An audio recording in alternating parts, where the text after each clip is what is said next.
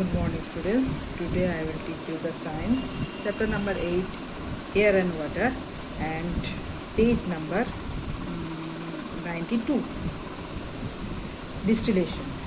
In this process the water that evaporate in the process of evaporation is collected in the form of steam and then passed through the condenser. In process में क्या होता है, evaporates के द्वारा जो steam ऊपर उठ जाता है उसको कलेक्टेड करते हैं स्टीम को एक कंडेंसर के द्वारा. The steam turns into liquid और वो कलेक्ट करने के बाद स्टीम लिक्विड में बदल जाता है and gets collected in a container. Liquid होने के बाद एक कंटेनर में उसको कलेक्ट किया जाता है. ये टोटल प्रोसेस को हम डिस्टिलेशन कहते हैं. देखो यहाँ पे पिक्चर है थर्मोमीटर. यहाँ पे देखो वाटर जो है वो निकल रहा है और यहाँ पे कोल्ड वाटर है और ये जो है ये है कंडेंसर और ये है इम्प्योर वाटर. जो ये वाटर प्योर नहीं है और कंडेंसर के द्वारा देखो ये जो लिक्विड हो जाने के बाद वाटर को कलेक्ट कर रहा है जिसको कहते हैं डिस्टिल्ड वाटर. टोटल प्रोसेस को हम डिस्टिलेशन कहते हैं. Now the purifying drinking water. The containment water may contain germs and can spread disease. ये जो containment water है वो many other germs को बह कर ले जाता है और इससे disease भी बहुत ज़्यादा spread out करता है. It is essential to drink clean water. इसीलिए हमको बहुत ही important है clean water पीना. We can purify drinking water by boiling through the distillation and also chlorination. हम प्यूरिफाइंग वाटर कैसे पा सकते हैं? इधर हम बॉयल करके पा सकते हैं और थ्रू डिस्टिलेशन जो प्रोसेस हम तुमको पिछले बार बताया और ऑल्सो क्लोरिनेशन के द्वारा भी हम प्यूरिफाइंग वाटर पा सकते हैं. What is boiling?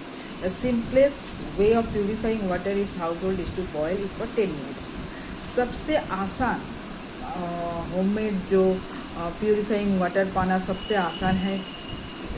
जो भी पानी लो उसको 10 मिनट्स अच्छे से बॉईल करो तो प्यूरिफाइंग वाटर मिल सकते हैं.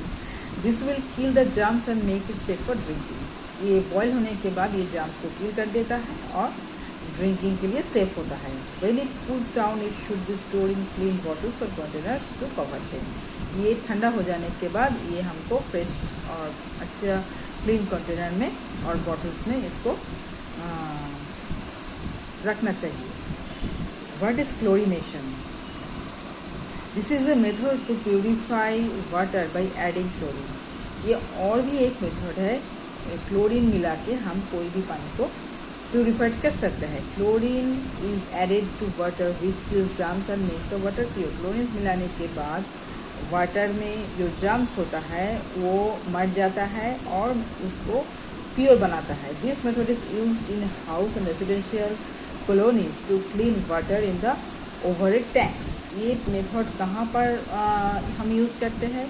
ये हाउस और रेसिडेंशियल जो कॉलोनीज है, जो फ्लैट है, जो हाउसिंग है, उसका जो ओवरहेड टैंक है उसके छत पे बड़ा रिजर्वर है, उसमें ये क्लोरीन मिला के हम प्योर वाटर पा सकते हैं.